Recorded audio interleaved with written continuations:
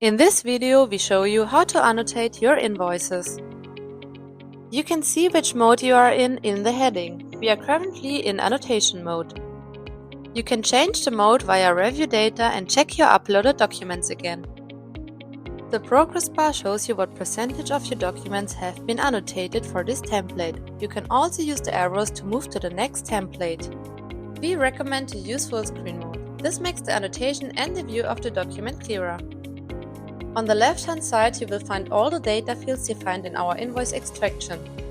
Show All Colors displays all the text boxes in color. This gives a good overview of the annotations in the document. You can manually correct text fields that have been assigned incorrectly or not at all. Simply select the data field and click on the appropriate text box. The info icon can be used to display examples of data field annotations. All group data fields such as position data are displayed under groupings.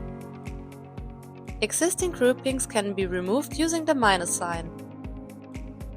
New groupings can be added using the plus button. You can view examples of the grouping of data fields via the info icon. You can view and edit the contents of the text boxes using the button OCR.